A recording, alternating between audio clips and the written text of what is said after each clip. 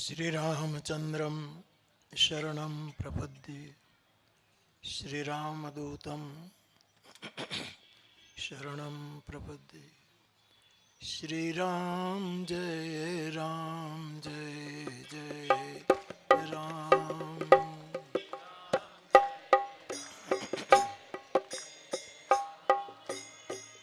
श्रीराम जय जय राम।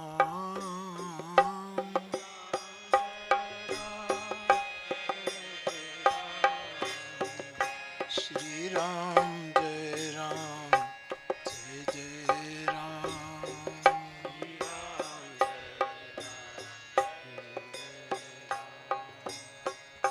मंगल भवन अमंगल हारी। मंगल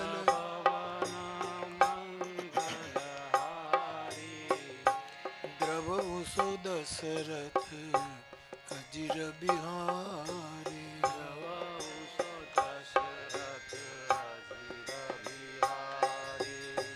श्री राम जय जय राम।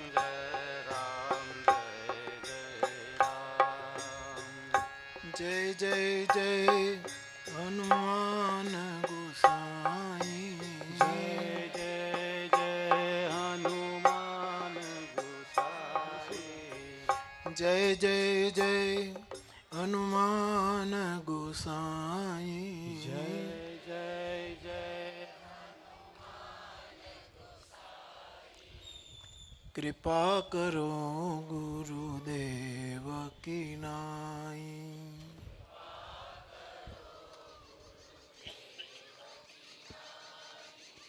श्री राम जय जय राम।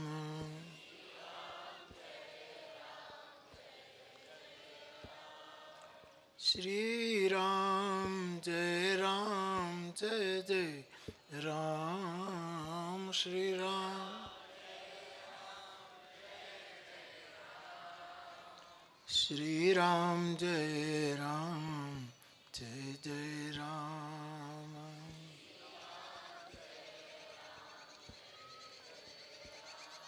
बोलिए हनुमान जी महाराज प्रिय हो। સૌપ્રથમ ગુરુનામ ગુરુ જેને કહેવાય એવા કાશ્મીરી બાબાની પરમ ચેતનાને હું પ્રણામ કરું છું.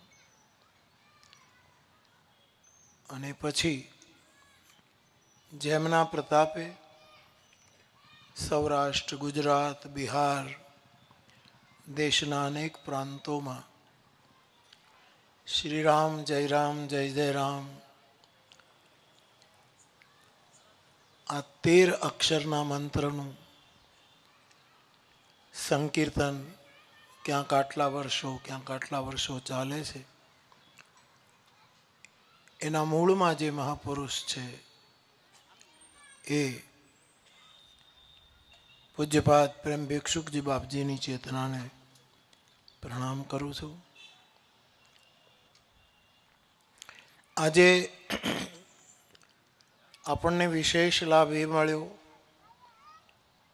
કે જે ભૂમિ ઉપર એટલે કે કાશીમાં ભગવાન મહાદેવ અખંડ રાત દિવસ રામ નામનું સંકીર્તન કરે છે, રામ નામનો જપ કરે છે, એ કાશીથી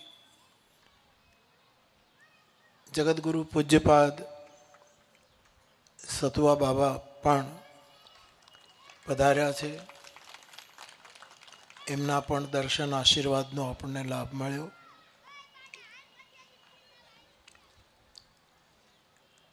અમારે પૂજ્ય મુરલી બાબા ઓમકારેશ્વરથી પધારે છે. એમને પણ મારા પ્રણામ. અને મહુવાની જનતા દર વર્ષે આપણે બધા અહીંયા મળીએ છીએ. આપ સૌની જીભ ઉપર પણ રામનું નામ છે. પ્રસંગે પ્રસંગે આપ સૌને પણ હનુમાન જયંતીની વધાઈ આપી અને આ દિવસે આવકારું છું. અખંડ સંકીર્તનમાં 24 કલાક બારી બારીથી જે ભાઈ બહેનો સંકીર્તનની અખંડ ધારાને સતત વહાવી રહ્યા છે, એ સૌ સંકીર્તન કરતા સૌ ભાઈ બહેનો અને આ સેવામાં જે પરિવારનો માનસી રૂપે, વિત્તજા રૂપે, તનુજા રૂપે સતત સેવા થઈ રહી છે, એવા આપણા સૌના સ્નેહી રેશભાઈ સંઘવી અને એમનો આખો સંઘવી પરિવાર. હમણાં મંચ સંચાલક શ્રી કહેતા હતા કે હરીશભાઈ કંઈક ને કંઈક નવી વાત કરશે. એમણે રસ્તામાં જ અમને કહ્યું અને આવતા વર્ષે ચૈત્ર શુક્લ ત્રયોદશીથી ચૈત્ર વદ ચતુર્થી સુધી પૂજ્યપાદ ગોસ્વામી વલ્લભ કુળભૂષણ યદુનંદજી મહારાજની ભાગવત કથા અથવા તો ભાગવતમાંથી કોઈ પણ એક પ્રસંગ લઈને એ આપણને કથામૃત પીરસશે. આપ સૌ જાણો છો કે એક વખત આ સંકીર્તનના હનુમાન જયંતીના પ્રસંગે એ પણ મંચ પણ ઉપસ્થિત હતા અને એમને પણ આપણને આશીર્વાદ આપ્યો. આપણે પૂજ્યશ્રીને રિક્વેસ્ટ કરીશું કે એમને જે પ્રસંગ ભાગવતમાંથી લેવો હોય એ પ્રસંગ પર હું પણ કેટલા દિવસ અહીંયા આવીશ તો મને પણ લાભ મળશે. જેટલા દિવસ આવીશ એટલા દિવસ અને આખું મહુવા પણ એનો લાભ લઈ શકશે. અને સાથે સાથ પંચમી નહીં, પૂજ્ય પ્રેમ ભિક્ષુકજી બાપજીની પુણ્યતિથિ નિમિત્તે આ વખતે આ ઉત્સવ મહુવાને મળ્યો છે, એ પણ આપણા સદભાગ્ય છે. પ્રેમ ભિક્ષુકજી બાપજીના દર્શન મેં કર્યા છે. એના કીર્તનમાં પણ હું જોડાયો છું. ક્યારેક ક્યારેક મહુવામાં એ વિરાજતા હોય ને એ દિવસોમાં જ્યારે મહુવામાં કોઈ જગ્યાએ કથા હોય, રામકથા, ત્યારે આપ આશીર્વાદ આપવા માટે પણ પધાર્યા છો. એટલે કે એમના આપણા સૌ ઉપર આશીર્વાદ રહ્યા. આમ તો જેમ કહેવાયું કે 29 વર્ષ પહેલા આ સંકીર્તનની શરૂઆત થઈ અને જે વડીલોના નામ લેવાયા, રસિકભાઈ, ભગવાનભાઈ, છબીલદાસ મહેતા સાહેબ અને બધા જ વડીલો, એમની હાજરીમાં સંકીર્તનનો આરંભ થયો. સ્વાભાવિક છે, આપણે માણસ છીએ, આપણને વિચાર થાય કે આ લાંબુ ચાલશે. 2-3 એવી સલાહ પણ આવેલી એ વખતે મારે છબીલદાસભાઈને પણ વાત થયેલી કે આપણે એવું કરીએ કે 1 વર્ષ સુધીનો સંકલ્પ કરીએ અને પછી જોઈએ. વળી એક બીજી સલાહ આવી કે 1 વર્ષ નહીં 3 વર્ષનો સંકલ્પ કરીએ. આવી વાત આવી. છબીલભાઈ મને કહેતા હતા કે બાપુ શું કરીશું? મેં કીધું હરિનામનો આરંભ હોય એનો અંતનું ન વિચારી શકાય, એનો આરંભ કરાય જ્યાં સુધી ચાલે ત્યાં સુધી. આપણી શ્રદ્ધા હશે, આપણો વિશ્વાસ હશે તો એ ચાલુ રહેશે. આપણે નહીં હોઈએ ત્યારે પણ ચાલુ રહેશે. છબીલભાઈ તો ગયા, પણ સંકીર્તન ચાલુ છે અને 29 વર્ષ થયા. તો ભગવત કૃપા છે. આને કોઈ અતિશયોક્તિ ન ગણશો, અને ગણો તો તમે જાણો. પણ મહુવાનો જે વિકાસ થઈ રહ્યો હોય આપણા પૂર્વ નેતાઓના સેવાને લીધે, આપણે એના બધા સાક્ષી છીએ. મહુવામાં મોટે ભાગે ભૌતિક વિકાસ થયો હોય, માનસિક રીતે વાતાવરણ શાંત રહ્યું હોય. આખા ગુજરાતમાં કે આખા દેશમાં વાતાવરણ કોઈને કોઈ કારણસર ડહોળાયું હોય, અને છતાંય મહુવામાં વાતાવરણ ડહોળાયું ન હોય. વર્ણભેદ, વર્ગભેદ, ધર્મભેદ આ કોઈને કારણે પણ આપણે જો બચ્યા હોઈએ તો હું એક સાધુ તરીકે કહીશ કે એમાં આ સંકીર્તનનો મોટો આશીર્વાદ છે. આપણને દેખાતું નથી. આ જે કેવલ આ અનુષ્ઠાનને બુદ્ધિથી વિચારશે એને આ નહીં સમજાય. અને એ તર્કોને આપણે સ્વીકારવા રહે કે શું કામ સતત એકનું એક નામ, આ શું કામ?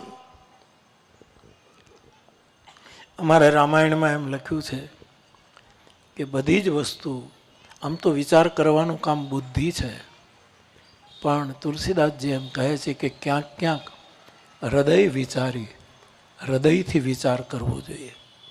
આપણા મહુવામાં આ જે થયું છે એ બુદ્ધિને કેન્દ્રમાં રાખીને નથી થયું, હૃદયની ધડકનોને કેન્દ્રમાં રાખીને થયું. તેથી હજી ચાલે છે. અને હું તો એવી વિચારનો માણસ કે આરંભ કરીએ પછી કદાચ ન ચાલે તો નથી રમતા. મૂળ તો અહંકારને તકલીફ થાય છે ને કે કેમ બંધ થઈ ગયું. લોકો કહે જો બંધ થઈ ગયું ને, નથી રમતા, એમાં શું મોટી વાત છે? એક વખત શરીરને, પ્રાણને પણ કહેવું પડશે કે હવે નથી રમતા. આ પ્રાણ શરીરને કહેશે કે શરીર પ્રાણને કહેશે કે ભાઈ બહુ રમ્યા આપણે, હવે નથી રમતા. એ આપણે સ્વીકારવું પડશે. પણ આપણે શું કામ એવું વિચારીએ કે ઘણા માણસોના વિચારો જેવા હોય કે હરેક વાતમાં એમ કે લાંબુ નહીં ચાલે. કોકના નવા લગ્ન થયા હોય, બંને છોકરો છોકરી રૂપાળા હોય, પ્રેમથી બિચારા બંનેના પરિવારો પણ સારી રીતે સંમત થયા હોય અને બધું હોય, તોય ઘણા લોકોને આવો જ ડાઉટ જાય કે ભલે અત્યારે વાતો કરતા હોય પણ લાંબુ નહીં ચાલે. આ લાંબુ નહીં ચાલે, લાંબુ નહીં ચાલે એવું જે વિચારે છે ને એનું લાંબુ નહીં ચાલે. આવા વિચારો, આવા તર્કો, આવા સંદેહો લાંબુ નહીં ચાલે. ભગવાનની કૃપા 30 વર્ષ આ કોઈ સામાન્ય વસ્તુ નહીં. વિદેશમાં એવું કહેવાય છે કે એક કલા, એક વિદ્યા, એક કોઈ સબ્જેક્ટ ઉપર માણસ 15 કે 20 વર્ષ કામ આપે તો એનું બહુ મોટું સન્માન થાય કે આ માણસે આ વિષય ઉપર 15-20 વર્ષ આપ્યા. આપણે ગૌરવ લખશે કે શ્રીરામ જય જય રામને મહુવાએ 30 વર્ષ આપ્યા. આ કોઈ જેવી તેવી ઉપલબ્ધિ નથી. અને 2 માણસ કીર્તન કરે, એક બોલે ને એક ઝીલે, 200 કરે, એ સંખ્યામાં કદી પડવું પણ નહીં. એક જ માણસ બોલે ને પાછો એ પણ ઝીલે તોય ધારા ચાલુ છે.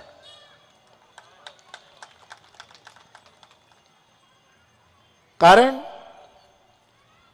કે રામ નામ એ મહામંત્ર છે. રામ નામ એ તારક મંત્ર છે. રામ નામ એ ઉદ્ધારક મંત્ર છે. ઉપનિષદની દ્રષ્ટિએ તારક છે. રામ નામ એ મહામંત્ર છે.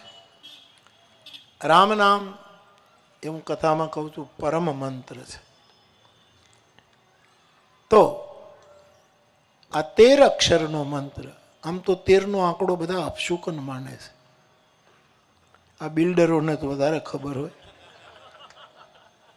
કે 13મે માળે કોઈ ફ્લેટ ન લે, અથવા તો ફ્લેટનો નંબર 13 આવતો હોય તો એ ન લે, અથવા તો 2 12 કરી નાખે, અથવા તો 2 2 જેવું કરી નાખે. બધું જ અમંગલ હશે, પણ એક 13નો આંકડો આ બ્રહ્માંડમાં એવો છે કે જે મંગલ ભવન છે, અને તે છે શ્રી રામ જય રામ જય જય રામ. આ 13 મંત્ર અને 13ની સંખ્યાનો આપણે ત્યાં બહુ મોટો મહિમા છે. શુકન શાસ્ત્રમાં માનવીના વેમ જગતને લીધે જે હોય તે, પણ આ મંત્રની સાથે એક વસ્તુ સંકીર્તન કરનારા, એના ઉપર પારા જેવા પ્રવચનો કરનારા, સાંભળનારા, એ બધાએ એક વસ્તુ યાદ રાખવાની કે આ 13 અક્ષરનો જે મંત્ર છે એની પાછળ ગુરુ નાનકનો 13 ભાવ છુપાયો છે. મેં વારંવાર કહ્યું છે કે નોકરી કરતા હતા અને 1 2 3 4 5 6 7 8 9 10 11 12 અને 13, એ 13 આવ્યા અને જાગૃતિ થઈ ગઈ, અને એ કોઈ બીજી જ અલગ સરકારના નોકર બની ગયા. તો 13 એ તો 13નું 13, અને પછી પંજાબીમાં કદાચ 13 કહેતા હશે કે જે હોય, પણ 13 13 13 13નું પછી 13 થઈ ગયું, જે હોય. પણ આપણે એનો અર્થ એવો કરવો કે રામ નામનું સંકીર્તન કરીએ 13 નામના, ત્યારે એક ભાગ રાખો, એ જ ભાવ રાખવાનો કે 13 13 13 13 મેરા મુझ મેં કુછ નહીં. મારે કથી આ મંત્રનું ફળ પણ મારે નથી જોઈતું, મારે તત્ક્ષણ એનો રસ પીવો છે. મેં વચ્ચે કહેલું, આપણે ગધેહર ઉપલેટા પાસે ગામ છે, લાલદાસ બાપુ ગાયત્રી મંત્રનો બહુ જપ કરે છે. હમણાં તલગાજડા પણ પધારેલ, એના વિશે મેં સાંભળ્યું કે કોઈ વ્યસની હોય, કોઈ કંઈ હોય, કોઈ કંઈ હોય, અને એની પાસે વ્યસન છોડે તો એમ કે મારા જપની સંખ્યામાં 1000 મંત્ર હું તને આપી દઉં છું. આવો એનો મને ગમે છે. તો એક તો 13 ભાવ રાખવાનો કે આ બધું તારું. મને કોઈ રામનામનું ફળ, ઘણા માણસો એમ કહે કે રામ નામ લેવાથી પાપ કટે, પાપ મટે. પાપ મટી જાય, ચોક્કસ મટી જાય, પણ મારો અનુભવ તો એવો કે પાપ મટી જાય પછી જ કીર્તન કરવા જઈ શકાય છે, નહીંતર તો આ સૂચતું નથી, આ વિચાર આવતો નથી. તો 13નો અર્થ, અને અહીંયા જ્યારે જ્યારે હું આવું, ડોંગરે બાપાની પુણ્યતિથિ હોય ત્યારે હું ત્યાં કીર્તનમાં 15 મિનિટ બેસું. એક મનોરથ વર્ષોનો મારો છે કે મારે રાતે 2-2:30 વાગે જવું છે. હું દર વર્ષે અહીંયા બોલું છું, પણ હજી મને અવસર કાંઈ કેટલા જણા ધૂન લે છે એ ચેક કરવા નહીં, પણ એક વખત જોવું છે કે આજે લગભગ 200 માણસ હતા, અને ઓલા 2 માણસો 2 જણા બેઠા હોય, ત્યારે એવા કીર્તનમાં પણ ભાગ પણ ત્યારે જોઈશ ક્યારેક. તો બાપજીની જ્યાં જ્યાં પુણ્યતિથિ હોય છે ત્યાં કીર્તન કરનારા પણ 13 પ્રકારના છે, તરેહના છે, તરે કેટલા રાગોમાં બધા ગાય છે. કોઈ આ રાગ ઉપાડે છે, કોઈ આ રાગ ઉપાડે છે, કોઈ આ રાગ ઉપાડે છે. અને કીર્તન કરનારા પણ તરહના છે, જુદી જુદી. કોક પડી જાય છે, કોક રોવા માંડે છે, કોક આમ પડે પછી ઊભો જ થતો નથી, 2 જણા ઊભો કરે ત્યારે જ થાય છે. આવું બધું તરહનું બધું ચાલતું હોય. એ ભાવ ભંગીમાં છે, એ પોતાનો ભાવ છે. તો 13 અક્ષરનો જે આ મંત્ર છે એ મંગલ ભવન છે, પરમ મંત્ર છે. રામાયણના જેટલા પાત્ર છે, હું બહુ જવાબદારી સાથે કહી શકીશ માનસના જેટલા પાત્રો છે, રામ પરિવારના કે રામનો જે સમૂહ છે, એની સાથે જે રામ રાજ્ય માટે અભિયાન ચાલ્યું, એ સમૂહમાં રહેલા લોકો, એમાં રહેલા વાનરાઓ, રીંછો, અયોધ્યાની પ્રજા, નિષાદ પ્રજા, એ બધા, અને રામ તો બ્રહ્મ છે, એ વિશ્વરૂપ રઘુવંશમણી છે. પણ માનસના આધારે હું કહી શકું કે રામની સાથે પારિવારિક રીતે અને સામાજિક રીતે, સાર્વજનિક રીતે જેટલા જોડાયા છે, એ બહુ જ સાધાર કહી શકું કે બધાનો મંત્ર રામ મંત્ર છે. બધા જ રામ મંત્રની. રામ જેને ઈષ્ટ ગણે છે શિવજીને, અને શિવજી રામને ઈષ્ટ ગણે છે. હવે ઈષ્ટ, આ એના ઈષ્ટ, આ એના ઈષ્ટ, એ ગણો તો પણ શિવનો મહામંત્ર રામ મંત્ર છે. એ રામ મંત્ર જ જપે છે. શિવના ધર્મપત્ની પાર્વતી એ પણ શિવના ઉપદેશ પછી, વાસ્તવ શું છે એ સમજ્યા પછી, એ પણ રામ નામનો મંત્ર જપે. શિવપુત્ર ગણેશજી પણ રામ નામનો મંત્ર જપે છે. અને 6 પ્રકારના પુરુષાર્થો છે શાસ્ત્રોમાં.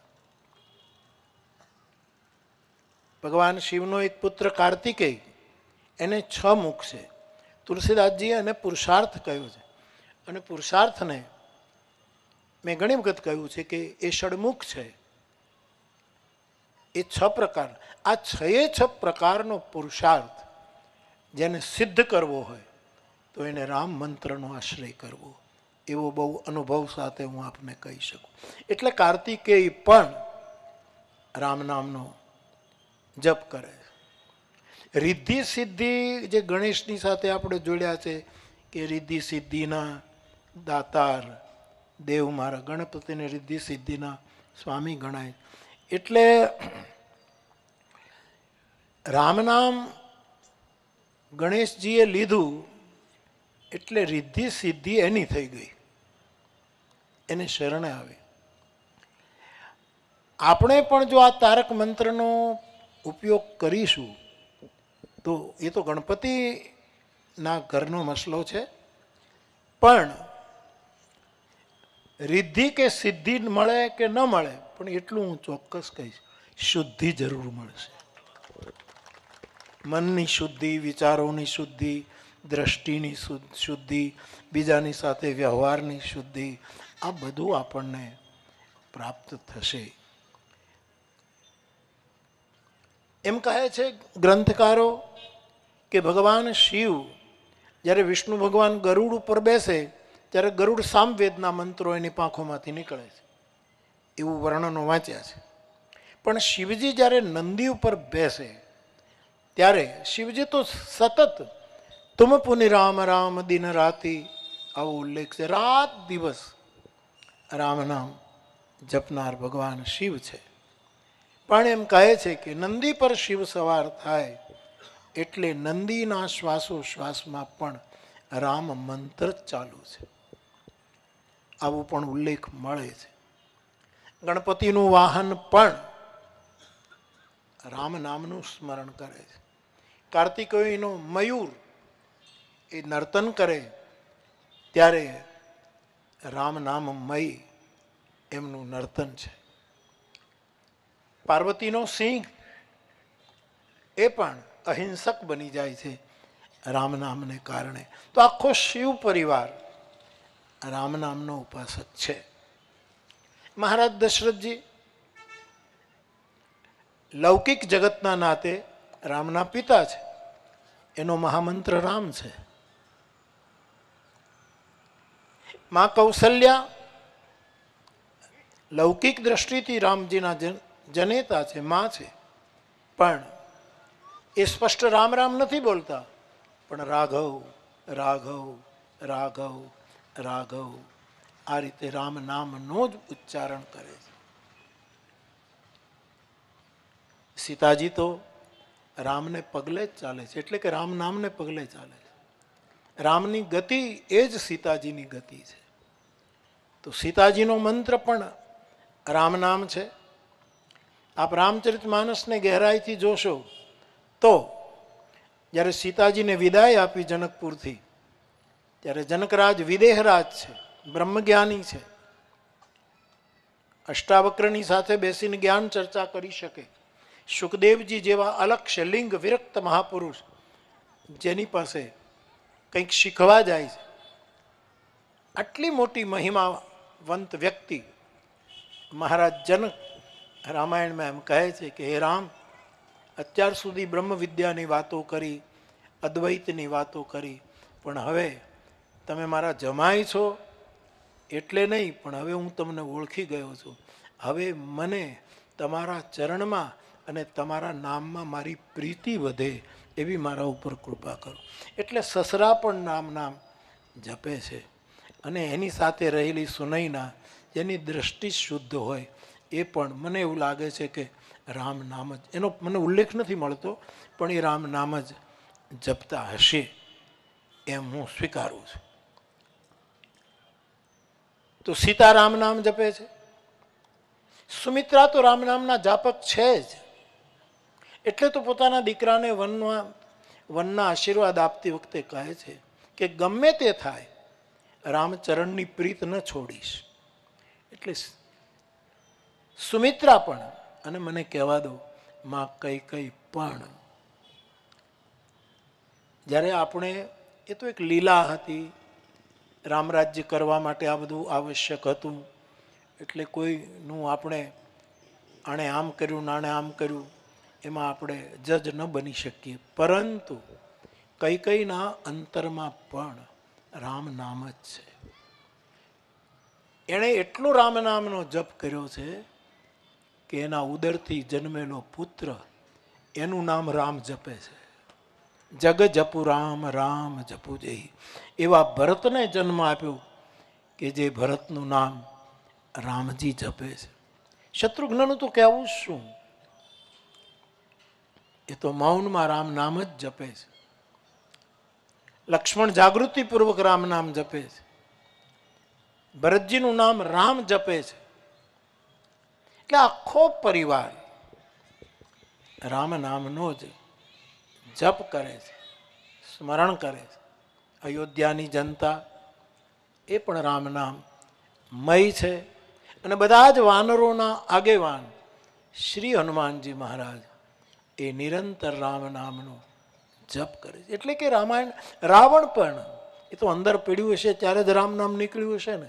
છેલ્લી વખતે આપણે થાકી જઈશું ને તો છેલ્લી વખતે હજી પ્રશ્નાર્થ છે કે આપણા મોઢામાંથી રામ નીકળશે કે કેમ. ગાંધીજીએ કહેલું કે તમે બધા મને મહાત્મા કહો છો, સંત કહો છો, એ સાચું ત્યારે માનજો કે મૃત્યુ વખતે મારા મુખમાંથી રામ નામ નીકળે તો જ તમે. આવું ગાંધીજીનું વક્તવ્ય છે. આપણે બધા જ છીએ કે આપણે છેલ્લી સમયે આપણા મુખમાં પ્રભુનું નામ હોય, પણ મુશ્કેલી છે, મુશ્કેલી છે. જેણે નિરંતર રામનું સ્મરણ કર્યું હશે, અથવા તો રામ ભાવમાં જે જીવ્યા હશે, એ માણસને અંતે રામ નામ આવે. ભલે આખી જિંદગી ન બોલ્યો હોય કોઈ સાંભળે એમ, પણ અંતે એના મુખમાંથી રામ નામ. રાવણ ઈ માયલો ભક્ત છે. એ કંઈ આપણી જેમ પખવાજ કે મૃદંગ લઈને જાન એમ નહોતો કરતો. એ એમ કહે છે કે મારાથી ભજન નહીં થાય, આવું સ્પષ્ટ સ્વીકારે છે. પણ એ માણસ છેલ્લે રામ બોલ્યો છે. ભલે ગમે તે રીતે બોલ્યો, રામને પડકારીને બોલ્યો, લલકાર કરીને બોલ્યો, ક્યાં છે રામ, હું જોઈ લઉં, ગમે તે રીતે બોલ્યો. એ યથામામ પ્રપદ્યંતે, ગીતા કહે છે મને જે રીતે તમે પુકારો. તો મને એવું સમજાયું કે રાવણ પણ નિરંતર, તમે કલ્પના કરો રાવણના ગુરુ શંકર ભગવાન છે, એ શંકરનો ચેલો છે, અને આપણને મંત્ર ગુરુ દ્વારા જ મળે.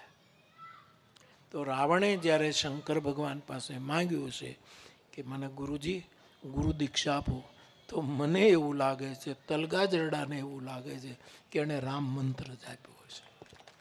કારણ કે જે મંત્ર આપણે શુદ્ધ રીતે જપ્યા હોય ને સિદ્ધ કર્યો એ જ આપણે બીજાને આપી શકીએ.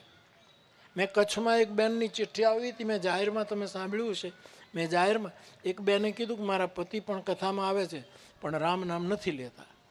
હું એને કયા કરું છું કે તમે કથા સાંભળો છો તો રામ નામ લો. એટલે એની પત્નીને એમ કે તું ડાપણ નહીં કર, તે રામ નામ સિદ્ધ કર્યો છે? રામ નામ લો એમ કહેવાનો એને અધિકાર છે જેણે રામ નામ સિદ્ધ કર્યો. તે કર્યો છે? એટલે બિચારી તો ઓલી તેમ જ કહે ને કે ભાઈ મેં કાંઈ સિદ્ધ નથી કર્યું. તો પછી તમે નહીં જ બોલો કે નહીં, બાપુ કહે તો હું બોલું. હવે મેં સિદ્ધ કર્યો કે નથી કર્યો એ મને ખબર છે, પણ હવે એની શ્રદ્ધા એવી હતી એટલે મેં એને બોલાવ્યા અને મેં એને કીધું. ટૂંકમાં નિયમ એવો કરો કે સિદ્ધ કર્યો હોય. જેને કપડાનું માપ લઈ, ગળું કેવું કરવું, બાંયો કેવી કરવી, એની ગોળાઈ કેટલી રાખવી, કફનીનો નીચેનો ભાગ ગોઠણ સુધી લઈ જવો કે કલાકારો સુધી શેખ સુધી લઈ જાઓ કે અહીં સુધી રાખવો કે કંજૂસની જેમ કમર સુધી જ રાખવો, એ જેણે માપ લીધા છે એ જ સિલાઈ કામ બીજાને શીખવી શકે. એ વગર કેમ કરે? નહીં તો ઓલાને કોટ કરવાનું કોને કાપડું કરી નાખે. તમે આપ્યો હોય કોટ કરવા, જેને અભ્યાસ નથી એ કેમ કરી શકે? તો જેને સિદ્ધ કર્યો હોય એ તો ભગવાન શિવે તો સિદ્ધ કરેલો મંત્ર છે રામ નામ, અને રામ નામના પ્રતાપે એનું ઝેર અમૃત થયું છે, આખું જગત જાણે છે. તો મને એવું સમજાય છે કે રાવણે મંત્ર માંગ્યો હોય ત્યારે એને રામ મંત્ર જ આપ્યો હશે, પણ તામસ સ્વભાવને લીધે, તામસ ખોરાકને લીધે, તામસ વ્યવહારને લીધે, તામસ વૃત્તિને લીધે, એ જે તામસતા એનામાં રહી એને લીધે આપણી જેમ સંકીર્તન ન કરી શક્યો, પણ એને અંદર અંદર રામ જ ઘૂંટાતું હશે.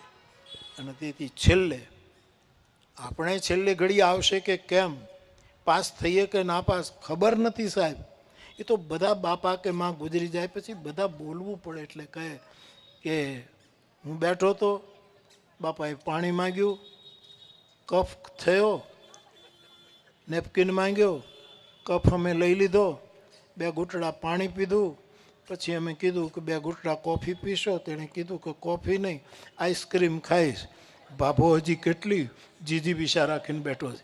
પછી એને ગિરી કોન્ટ્રીકમાંથી લાવીને આઈસ્ક્રીમ આપ્યું અને અડધો કલાક થઈ ત્યાં બાપા રામ રામ કહેતા સીતારામ. હોય તો સારું, પણ આવું તો બોલવું પડે. જગતમાં જીવીએ છીએ એટલે આપણે બધું બોલવું. મેં તો જેટલા મરણ જોયા છે અને જેને ત્યાં હું લોક વ્યવહાર માટે મારે જવું, એ બધાએ લગભગ 80% બધા એવું બોલ્યા છે, બાપા હોય કે માં હોય, રામ રામ કરતા ગુજરી ગયા છે. મેં કીધું હા, 68 વર્ષથી કથા કરીએ છીએ, એ છેલ્લે આવશે કે કેમ ખબર નથી. અને આ બીજાના શેઢા ખેડી નાખનારા, પોતાના ઘરના નેવા બીજાના ઘર ઉપર નાખનારા, પાણીનો નિકાલ આમ હોય તો બીજાના ફળિયામાં પાણી કાઢનારા. પણ એ તો કૃપાળુ છે, એ તો એમને મુક્તિ આપી દે. પણ એક વસ્તુ ચોક્કસ છે કે જેણે નિરંતર કર્યું છે એને, આપણા લોક સાહિત્યકારો નથી કહેતા કે ભાઈ તમે પહેલાં મૂળો ખાઈ જાઓ. એ તો બીજા દાખલા આપે છે જે વૈષ્ણવી વસ્તુ છે ને, પણ એ તો આજે આપણે સુવાસમાં જ છે. અમારે મહુવાના વાતાવરણમાં જ વૈષ્ણવી વ્રતો ફરે છે, ટ્રકોના ટ્રકો ફરે છે સાહેબ. અને એના ગંધથી અમે એટલા બધા સુવાસિત છીએ, જેની મનુસ્મૃતિમાં મનુ મહારાજે સાવ ના પાડી છે કે આ 2 વસ્તુ તો તમે અડતા જ નહીં, એવું સ્મૃતિકારે લખ્યું છે મનુએ. પણ આપણે મનુના માનવ છીએ, બાપનું બધું ન મનાય, કારણ કે એના ઉપર આપણો મહુવાનો ધંધો ચાલે છે. પણ હમણાં તો ખબર નહીં, ચારે બાજુ એ જ બધું ચાલે છે. અને બાબાને ટેવ નથી, આપણું નાક તો ટેવાઈ ગયું છે, પણ એમને એ ટેવ ને. મને કે બાપુ આ ચારે બાજુ કેમ આમ આ જ ગંધ આવે છે?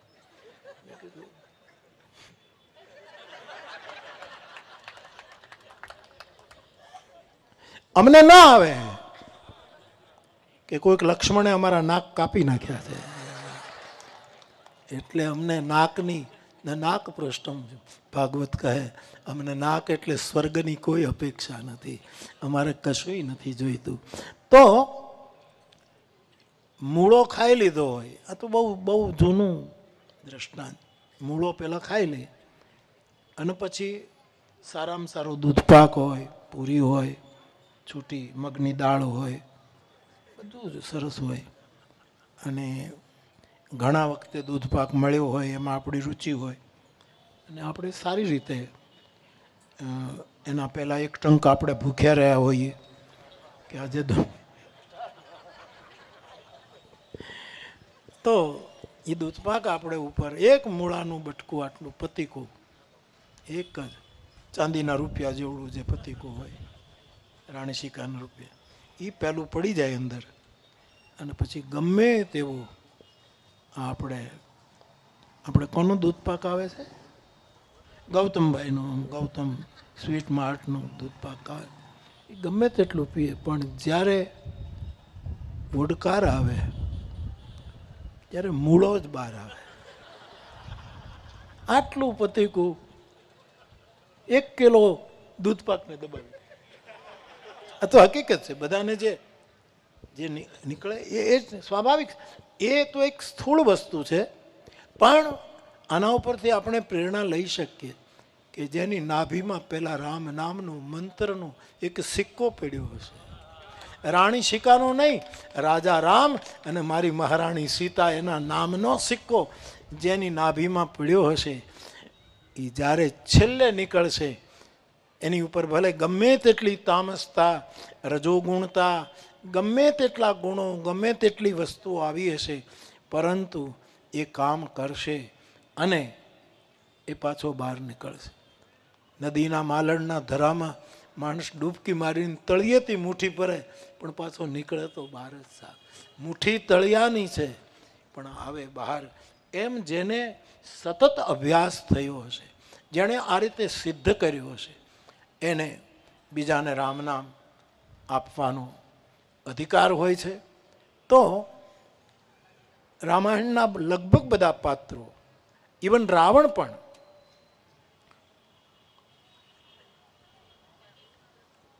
રાવણને ઘણા ગુરુ તો માન્યા હશે ને, રાવણને ગુરુ માન્યા. ગુરુ થવું કોને ન ગમે?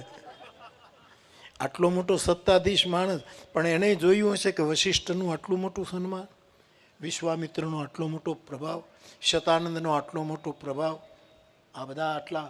અને એ સમ્રાટોને ઈર્ષા ભજના નંદીઓની જ થાય છે, બીજા કોઈની થતી જ નથી. એને એમ થાય કે અમારા પાસે આટલું અને આ લોકો પાસે કાંઈ નહીં, તો એ આટલી બધી આનંદમાં કેમ રહી શકે છે એ જોઈને. એટલે રાવણે જ્યારે આ બધું જોયું હશે અને એનો પોતાનો રામ મંત્ર એની પાસે હશે, તો કોઈ પણ ગુરુ, તો રાવણે પણ બધાને કીધું હશે કે જાહેરમાં નહીં, રામ તો જાહેરમાં તો રામનો વિરોધ કરજો, પણ મનમાં રામ રામ રામ રામ કરજો. અને સાહેબ એનું પરિણામ એ આવ્યું કે ખરદૂષણ, એ જ્યારે રામ એની સામે યુદ્ધે ચડ્યા, 14,000 હતા, એ 14,000 એ મનમાં આ મંત્રનું સ્મરણ કરતા હશે. બધા રામરૂપ થઈ ગયા છે, એવું રામચરિત માનસમાં લખ્યું છે. પરસ્પર રામ દેખાય છે, અને આ રામ દેખાય, અને આ રામ દેખાય, અને રામ નામની સાથે દર્શન થાય તો એની મુક્તિ થાય.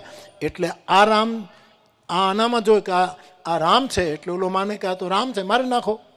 ઓલાને એમ થાય કે આ રામ છે એટલે મારી નાખો, અને એકાબીજા તરી ગયા સાહેબ 14,000.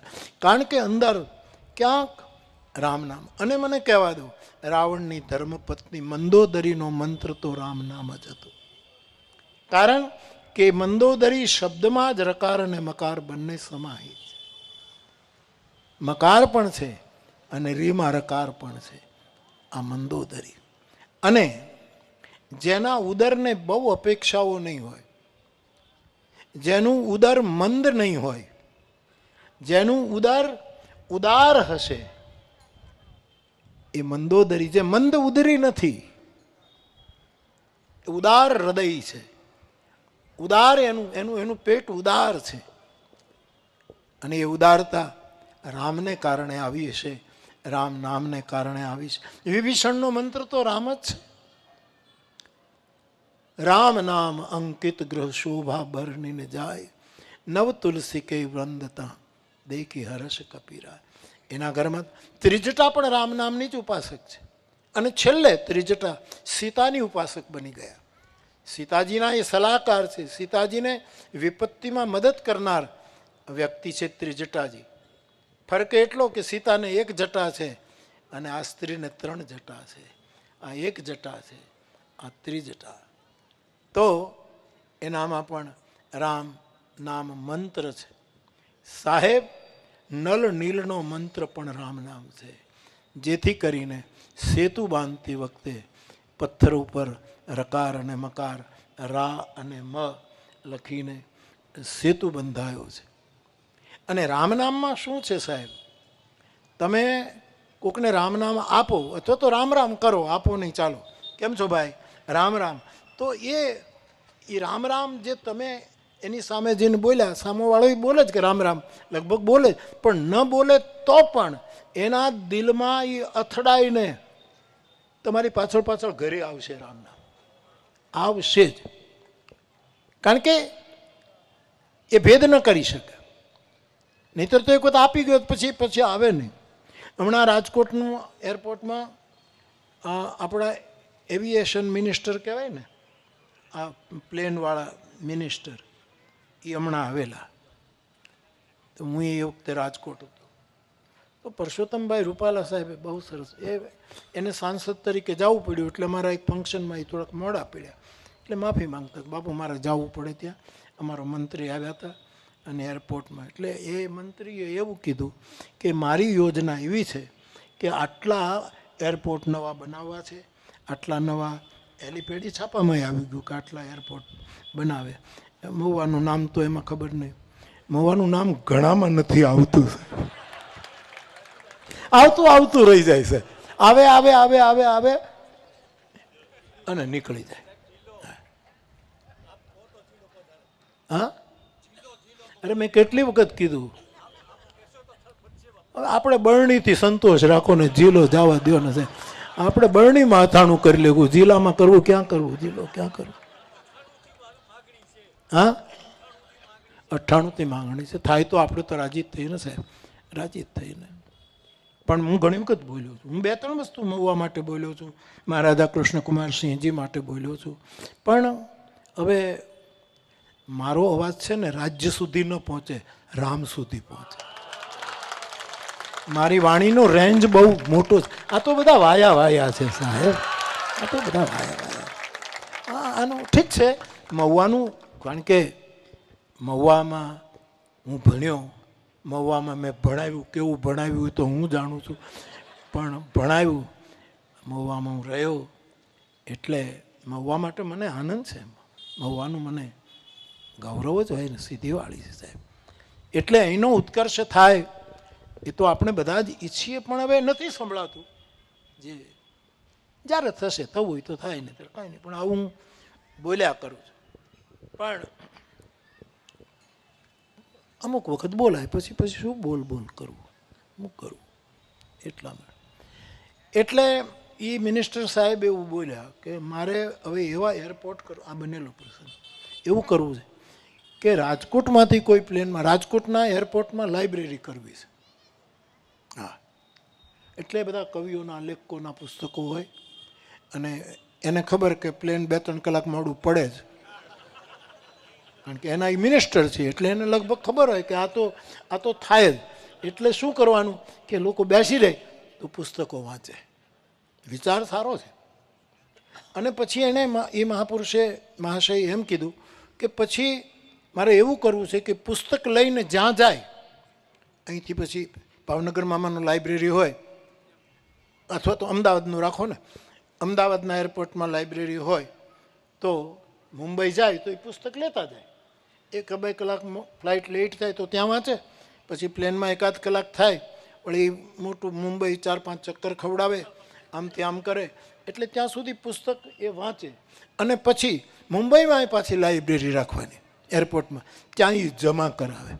એટલે પુરુષોત્તમભાઈ એમ કહે કે એ ખોટું, અહીંથી લઈ જશે એ જમા નહીં કરાવે સાહેબ કે એ સાહેબ તમારું સપનું ખોટું પડશે. અમે છે ને લઈ લઈએ, રામ રામ કહીએ, આમાં વાળો ન પણ કરે એટલે એને સરસ કે અહીંથી લઈ તો જશે, આખી લાઇબ્રેરી ખાલી કરી નાખશે તમે, પણ તમે એમ કહો મુંબઈમાં જમા કરાવે સીતારામ, એ નહીં કરે. રામ નામમાં એમ નથી સાહેબ, બીજાને કરેલા રામ રામ એ ન બોલે તો પણ એના હૈયે અથડાય અને પાછા આપણી પાસે આવીને ઊભા રહેશે. એ મંત્રનો મહિમા છે. આ તો રામ નામ નાનું એવું છે, સતત રામ રામ બોલીએ એટલે લોકો એમ કહે છે કે આ શું આમને યંત્રવત કરો છો. એને ખબર નથી, આમ તો હું ન કહું, પણ એનું નસીબ હજી ખુલ્યું નથી સાહેબ, એનું નસીબ ખુલ્યું. હું તો શું તમારી સામે મોટો થયો છું, આ જેપી હાઈસ્કૂલમાં ભણ્યો, પગે ચાલીને જઈએ, ઉનાળાનો તાપ હોય, સ્લીપરની પટ્ટી તૂટી જાય, એમાં હૂળ નાખીએ અને ઠેકડા મારતા મારતા પહોંચીએ, એ સ્થિતિ હતી. તમે એક મોરારી બાપુને આદર્શ બનાવો એમ નહીં, પણ એની સામે દ્રષ્ટિ રાખીને નક્કી કરો ને કે આ રામના માણસને ક્યાં સુધી પહોંચે. નહીંતર આપણામાં કઈ કળા, કઈ વિદ્યા, કઈ વિધા, આપણું શું ગજવું સાહેબ, આપણું શું. મને કોઈક બાપુ કાશી લઈ જાય ને વેચે ને તો કોઈ મને ખરીદે નહીં.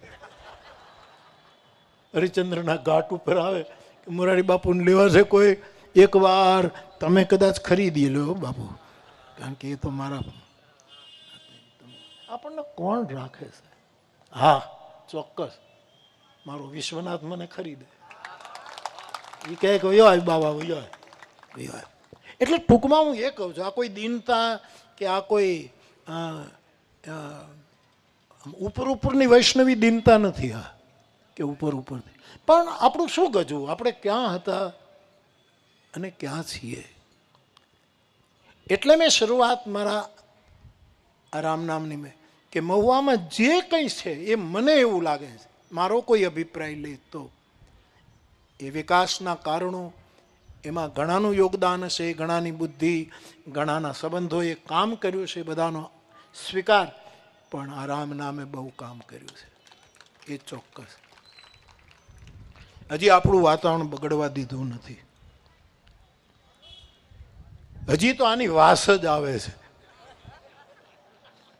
પણ અમારે ત્યાં એક શબ્દ છે, ડુંગળી ગંધાણી.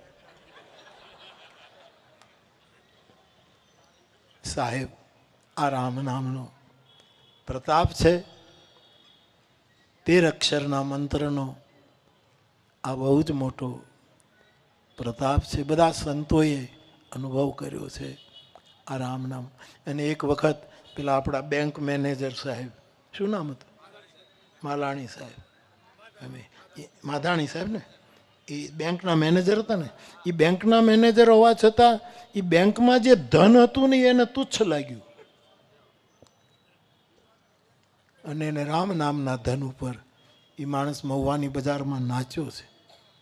અને અમારે સાહિત્ય, ગુજરાતી સાહિત્ય પરિષદનું જ્ઞાન સત્ર હતું 2 વર્ષ પહેલાં કે 1 વર્ષ પહેલાં ગુરુકુળમાં, ત્યારે સમીરભાઈ બોલ્યા કે કોણ બોલ્યા, સમીર બોલ્યા હતા, સમીરભાઈ બોલ્યો હતો કે પાયોજી મેને રામ રતન ધન પાયો. મીરાનું પદ છે કે રામ રતન ધન. તો એ બહુ સરસ કહેતા હતા કે આ રામ રતન ધન નહીં, હું તો એમ પાયોજી મેને રામ રટણ ધન પાયો. રામ રતન નહીં, રામ રટણ. હું નિરંતર રામ નામનું રટણ કરું છું, એ મોટામાં મોટું પરમ ધન મને પ્રાપ્ત. તો એવું રામ નામ, એને 3 રીતે, એની 3 વિધાઓ છે. એક તો રામ નામનો જપ કરીએ તો મૌન રાખીને જપ કરવો પડે. આપણે સંસારી છીએ, અમુક નક્કી કર્યું હોય કે મારે આટલી માળા કરવી, આટલા જપ કરવા, એ એવું નક્કી કરી શકાય. આટલું થાય તો સારું. ઘણા એમ કંઈ ગણીને આપણે ગુના તો ગણતા નથી, કેટલા પાપ કર્યા અને રામ નામને ગણીએ, એવું બધું કોઈનું સાંભળવું નહીં સાહેબ. એવું તો બોલનારા બધા બોલ્યા જ કરે. હા, ઘણા એવું કહે ને કે પાપ કરો છો એ તો ગણતા નથી, રામ રામ રામ રામ ગણ્યા કરો છો, એ એના વિચારો છે. આપણે કાંઈ આપણી સ્વિચ બીજાના હાથમાં ન હોવી જોઈએ. આપણી સ્વિચ આપણા હાથમાં જ હોવી જોઈએ. તો મૌન રાખીને રામ નામનો જપ. રામ રામ વધારે બોલું છું કારણ કે રામ નામનું સંકેત. બાકી મારા માટે કેવલ રામ જ ત્યાં પૂરું નથી થતું. કોઈ પણ નામ લો તમે. હા, હું ત્યાં અટકી નથી જતો. પ્રભાસ સાહેબનો એક બહુ સારો શેર મને યાદ નથી, રાજભાઈને યાદ હોય, એનો બહુ સારો શેર છે કે એ રામ બીજાનો હશે, મારો નથી. સાંકડો એવો રામ બીજાનો હશે, એ મારો રામ નથી. મારા રામને આકાશ ટૂંકું પડે છે. અનંત રામ. તો કોઈ પણ નામ તમે લો, કોઈ પણ. હમણાં હું કચ્છમાં હતો તો મારો અનુભવ મેં જાહેરમાં પણ કહ્યું કે એક પ્રચાર એવો પણ શરૂ થયો કે બહુ જ રામ નામનું બધું જામ્યું, જય સિયારામના બધા ભાવમય હતા કચ્છની કથામાં. તો અમુક વળી એવું કહેવા લાગ્યા કે જય સિયારામ બોલાય જ નહીં. આવો પ્રચાર શરૂ થયો. હા, મેં જય સિયારામ ન બોલાય આપણાથી જય સિયારામ ન બોલાય, આપણાથી જે બોલાતું હોય એ જ બોલાય. તેમ એવો પ્રચાર કર્યો. એટલે લોકો બિચારા ભાવિક હોય તો ચિઠ્ઠીઓ આવે, બાપુ અમને બધું આવું કહે છે, દબાવે છે, જય સિયારામ આપણે ન બોલાય, એ તો આ લોકો બોલ્યા કરે, આપણે તો જે આપણે બોલ, એટલે જે પોતપોતાનું હોય તે એનું એ ઓલું કરતા હતા. એટલે મેં કહ્યું કે ભાઈ આ તો ઠીક છે, પણ મેં કોઈ દિવસ એવું નથી કીધું કે તમે જય સિયારામ બોલો ને ઓલું ન બોલો, એવું મેં કોઈ દિવસ નહીં. એટલો હું નાનો ન થઈ શકું જેટલા તમે નાના થઈ શકો છો. એટલો હું નાનો, મારું ગામ નાનું છે પણ મહિમા બહુ મોટો છે સાહેબ. એટલા અમે નાના ન થઈ શકીએ. અમને અમારી સમાધિઓની આબરૂની ખબર છે સાહેબ, એના ધૂપનો અમને અનુભવ છે. પણ આવો પ્રચાર એ થાય. એટલે મારું તો મેં કોઈ દિવસ કીધું ભાઈ તમે આનો કોઈ જય શ્રી કૃષ્ણ બોલે તો હું કહું કે નહીં જય સિયારામ જ બોલ. હા, હું ચોક્કસ જય સિયારામ, એ સ્વભાવ થઈ ગયો એટલે જય સિયારામ બોલી લઉં. પણ હવે તો હું એ ધ્યાન રાખું સામો માણસ શું બોલે, એ બોલે એના પહેલાં હું એનું બોલી જાઉં. હા, અમારા જેઠા દાદા આવે એટલે એ જય સિયારામ કરે એના પહેલાં હરિઓમ કહી દઉં. કોઈક બીજું આવે તો જય શ્રી કૃષ્ણ કહે. એમાં તત્વ તો એક જ છે. આપણે કોઈ ભેદ માટે નથી જન્મ્યા. આપણે જગતમાં ભેદની દિવાલો તોડી અને અભેદ સર્જવા માટે પરમાત્માએ આપણને અહીંયા મોકલ્યા છે. આપણાથી નાના ન થવાય. તો જપ કરતી વખતે મૌનથી જપ કરો અને બને ત્યાં સુધી એક આસને બેસીને જપ માટે આ છૂટ છે. જપ યજ્ઞ છે. યજ્ઞ હાલતા ચાલતા ન થાય. ગળામાં સગડી નાખીને આહુતિઓ ન નાખ્યા કરે. ચાલો મહુવાન રેલવે સ્ટેશન પહોંચતા જાય ત્યાં સુધી ઈદમગ્ન એનામાં બધું હળગી જાય. હાલતા ચાલતા જપ ન થાય. જપનો મહિમા છે. તમારે એક જગ્યાએ બેસવું પડે, એક આસનમાં બેસવું પડે, એ બધો મહિમા જપ હોય તો. કારણ કે ગીતા કહે છે યજ્ઞ નામ જપ યજ્ઞો સેવી. હું યજ્ઞ છું તો યજ્ઞના તો નિયમ લાગુ પડે. પણ તમે સ્મરણ કરો હાલતા ચાલતા સૂતા બેસતા ખાતા પીતા. કારણ કે સ્મરણ તો ગમે ત્યારે થાય. દીકરી અમેરિકા હોય તો ગમે ત્યારે યાદ આવે. એના કાંઈ ટાઈમ ટેબલ ન હોય કે 8:30 જ યાદ આવે. હા, એવું થાય કે 8:30 ટાઈમ ડિફરન્સને લીધે ફોન કરજો, કે દીકરી ઓસ્ટ્રેલિયા છે તો એને આટલા એ સમય. બાકી કોઈનું આ તો એક લૌકિક દ્રષ્ટાંત છે. સ્મરણનું કોઈ ટાઈમ ટેબલ નથી હોતું. તો એક તો જપ, બીજો જપ તબ સુમિરન ભજન ન હોય. સ્મરણ ગમે તે હાલતા ચાલતા ગમે તે રીતે થઈ છે. કારણ કે એ અંદરની એક પ્રક્રિયા છે. અને ત્રીજું સંકીર્તન. એ સંકીર્તન તાલ સાથે, રાગો સાથે, સાજિંદાઓ સાથે, વાદ્યો સાથે એને આપણે નાચતા ગાતા પૂરી ચૈતન્યની પરંપરા છે. શ્રી હનુમાનજીને પણ કીર્તનાચાર્ય કયા છે. એ કીર્તન કરે. તો જપ શાંત બેસીને હરિનામનો, રામ નામનો. એટલે હું ફરી એક વખત કહું, રામ નામ બોલું એટલે તમારે તમારા જે ઈષ્ટદેવ હોય એનું સમજવાનું. જે હોય તે, કોઈ પણ ધર્મને તમે માનતા હો એના જેનું તમે નામ લેતા હો એ. હું તો ત્યાં સુધી કહી તમે તમારું પોતાનું નામ જપો તોય મને વાંધો નથી. હા, પણ એમાં શું અંતે નામ બધા એક જ. આપણે બીજું છે કોણ? પોતાનું નામ જપો, એમાં શું? અહમ બ્રહ્માસ્મિ આપણે કહીએ જ છીએ ને કે હું બ્રહ્મ છું, હું બ્રહ્મ છું, હું બ્રહ્મ છું. એવું બોલે છે, લોકો બોલે છે. અમારે કોબામાં એક વખત વર્ષો પહેલાં સભા હતી, એક મહાપુરુષ મારી પાસે બેઠેલા અને મારે પરાણે મને સ્વાભાવિક વાલ કરે એટલે મને વચ્ચે બેસાડે, એ લોકોની ઉદારતા એટલે પરાણે બેસાડે. મારી પાસે એક વડીલ હતા, એ ખાલી સતત એમ જ બોલે, હું બ્રહ્મ છું, હું સાંભળું. એટલું ઝીણું ઝીણું બોલે પણ મને કીડીના પગના નૂપુર પણ સંભળાય.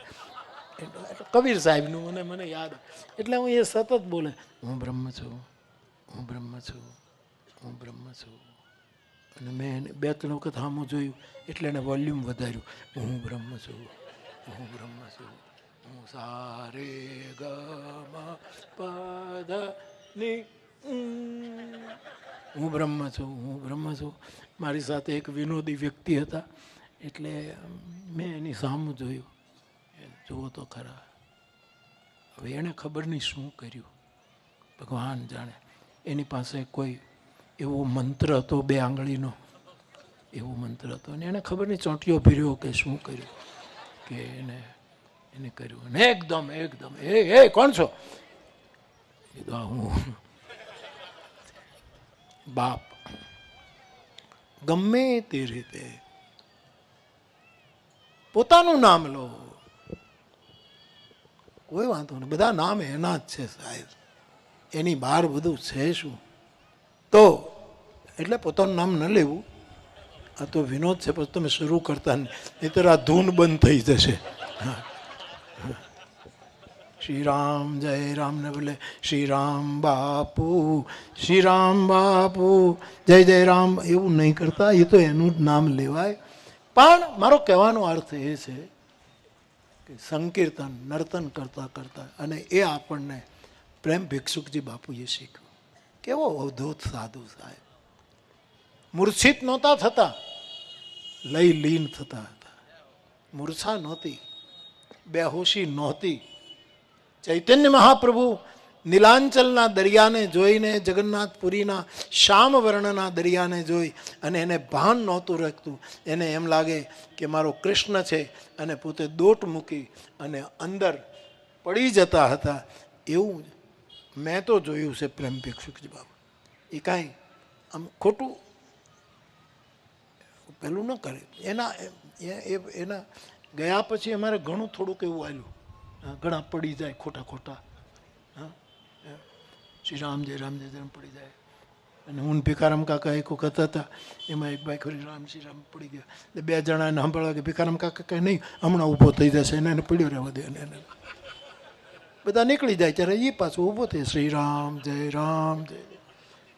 પણ કોઈ પણ રીતે ભાવથી, અભાવથી, કુભાવથી, કોઈ પણ રીતે હરિનું નામ લેવાનો બહુ મોટો પહેલો છે. તો જપ એક આસને, મૌન શાંત સ્થિતિમાં, સુમિરન કોઈ પણ હાલતમાં, કોઈ પણ સ્થિતિમાં સુમિરન, અને સંકીર્તન જે આપણે ત્યાં 29 વર્ષથી ચાલે છે એ રીતે. તો એવો રામ નામનો બહુ મોટો મહિમા છે. જેણે એનો અનુભવ કર્યો છે એવા મહાપુરુષોના સંગમાંથી આપણને આવું બધું જાણવા મળ્યું છે. વર્ષો સુધી, વચ્ચેના 5 વર્ષ સુધી કાષ્ટમૌન ધારણ કરેલ એક વડોદરાના અવધૂત સંતનો અનુભવ છે. આખી જિંદગી મૌન રાખ્યું. અને જ્યારે હું એને મળું, સ્લેટમાં લખે, અને મારે તો કંઈ પૂછવાનું હોય નહીં, કારણ કે આપણે તો દર્શન કરીને ધન્ય બનીએ. અને એ મૌન પણ એ સામેથી લખીને આપતા કે બાપુ આટલી તપસ્યા, આટલા કાષ્ટમૌનો રાખ્યા પછી પણ હું મારા જીવનનો નિચોડ કહું છું કે સાર કેવલ હરિનું નામ છે. આખરે શેષ સુખાવસાને ઇદમેવ સારમ, દુઃખાવસાને ઇદમેવ જ્ઞેયમ, દેહાવસાને ઇદમેવ જાપ્યમ, ગોવિંદ દામો ધર્માધવે. પ્રભુનું નામ, પોતપોતાના ઈષ્ટદેવનું નામ, આપણા ગુરુએ સિદ્ધ કરીને જે મંત્ર આપણને આપ્યો હોય એનું નામ, ચાહે જપના રૂપમાં, સ્મૃતિ અથવા તો સ્મરણના રૂપમાં, અથવા તો સંકીર્તનના રૂપમાં, એનો આ ઉત્સવ છે. અને જેમ મેં આ રામનામનું કીર્તનનું આનું ઉદ્ઘાટન મેં કર્યું, બરાબર? એટલે મેં કર્યું. એક સ્વામીજી તો મારા ઉપર ગુસ્સો કરતા હતા નીચે રહેતા, કારણ કે 24 કલાક ચાલે. મેં ઘણી વખત વાત કરી છે, આપને બધાને ખબર છે.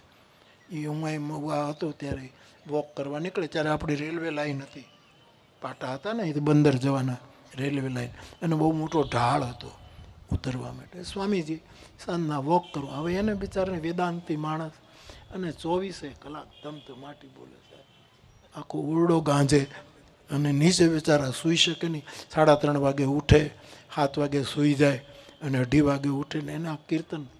એટલે એ ત્યાંથી નીકળે ને આવે ને જાય. એક દિવસ એણે જોયું કે આ મોરારી બાપુ પાસે તો માણસો બેઠા જ હોય, પણ એક દિવસ વળી કોઈ બેઠું નહોતું, એટલે એને અવસર મળ્યો કે રેલવે લાઈન છોડીને એણે બીજી લાઈન લીધી.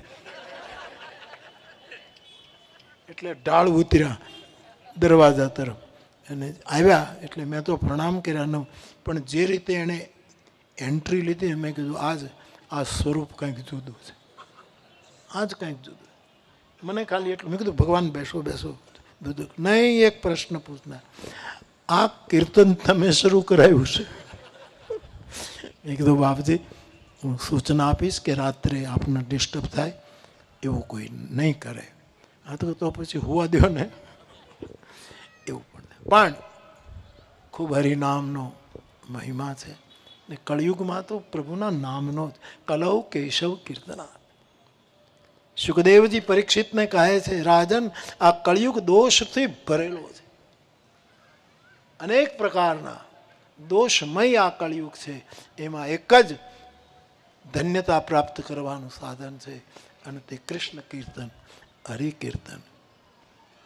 હરીશભાઈ અને એના પરિવારને ખૂબ ખૂબ, છોકરો બહુ સેવા કરે છે. એ તમે સાચું કીધું, પેલા ભાઈ કહેતા હતા, ઘણું કરે છે. એને મોઢે વર્ણન કરવાનું કાંઈ નહીં, પણ એ વધારે કરે એટલે મોઢે વર્ણન કરવું છે કે વધારે કરે ને કરે જ છે સાહેબ. કેટલા મોટા મોટા પ્રકલ્પોમાં એની સેવા છે.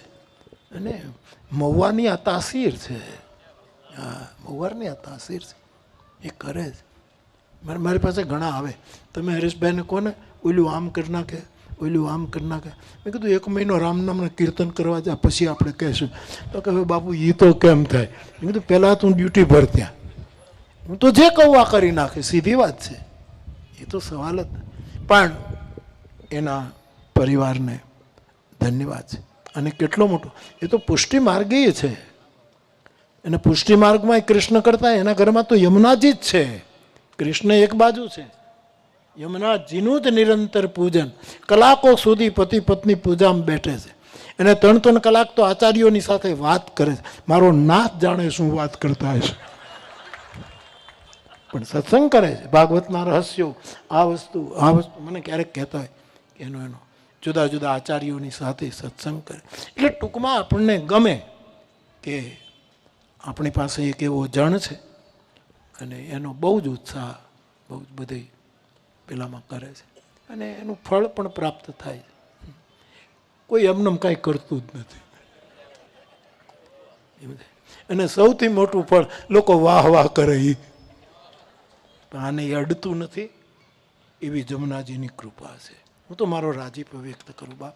આવતા વર્ષનો આપનો મનોરથ યમુના મહારાણી, હનુમાનજી મહારાજ સારી રીતે, અને તારીખો એવી ગોઠવજો કે મને, જોકે હનુમાન જયંતિ પહેલાં 2-4 દિવસ તો હું હોઉં જ ને, મારે અહીંયા હોવું જ જોઈએ ને. હું ક્યારેક ક્યાં હોઉં કાંઈ નક્કી નથી. હા એટલે હું 2-3 દિવસ તો હોઈશ જ ને હનુમાન જયંતિ, પાછું આગળના કે પાછલા દિવસોમાં તો હોઈશ જ. એટલે મને પણ લાભ મળે. અને કેવું સુંદર બોલે, ગોપી ગીત ઉપર, ભંવર ગીત ઉપર, યુગલ ગીત સાંભળવા જેવા મહાપુરુષ, નિશંક. અને એટલા જ જમીન ઉપર છે, એટલા જ સરળ છે, એટલા જ. તો મહુવાને એક બહુ અહીંયા જ રાખશું આપણે, એમ આમ તડકે રાખવાનું કે માંડવો નાખવાનું, આપણે પાકું કરી લઈએ. વિનોદ કરું, બધાને ભોજન. વાહ વાહ વાહ, ખૂબ ખૂબ. મારો બહુ રાજીપો બાપ, આપણે કરીએ બધા સાથે મળીને. ભિક્ષુકજી બાપુની તિથિ પણ આપણે ઉજવશું, અને સમય હશે બાબા ફ્રી હશે તો આપણે આમંત્રણ આપશું. હા, હું અને 7 દિવસ 9 દિવસ મારે ઓછા પડે છે બસ. પણ મને ગમે ને બાપા. ના ના ના, હું જેટલું બને એટલું કંઈક એવી રીતે ગોઠવશું કે હું વધારે લાભ લઈ શકું. મને આનંદ થાય ભાગવત કથાનું શ્રવણ કરવું અને એવા પાછા સિદ્ધ વક્તાના મુક્તિ સંભળ કરું તો એ તો આપણા. તો કેટલા વાગ્યા હવે? તો બંધ કરીએ ને હવે. તમારે તો કાંઈ કામ નથી. મારે સવારે 7:30 ભાગી જવાનું છે ઉત્તરાખંડ તરફ યાત્રા કરવાની. પણ હરેશ તું જોજે રામ નામ તરફ કેટલી આ કથાનો સંખ્યા હોય ને એટલી લોકોની હાજરી હોય છે ને બાપા. આપણે આવીએ ત્યારે એમાં એક નથી નથી નથી પણ આપણે જોઈએ પણ આમ તો આમ જેમ જેમ આમ આમ આવ્યા જ કરે છે. રસ્તા બદલી જાય છે સાહેબ, લોકોના સરનામા બદલી જાય છે સાહેબ, લોકો એનું ઘર ભૂલી જાય છે કે મારું આંગણું ક્યાં છે. આ પ્રભુના નામનો મહિમા છે. આપણે સૌ એ નામનો આનંદ લઈએ. આપ સૌને હનુમાન જયંતીની ખૂબ ખૂબ પુનઃ એકવાર વધાય ને જલ્દી આવતે વર્ષે વળી પાછા પ્રભુ કરે આપણે આ જ રીતે મળીએ. આપ સૌને પ્રણામ. જય સિયારામ.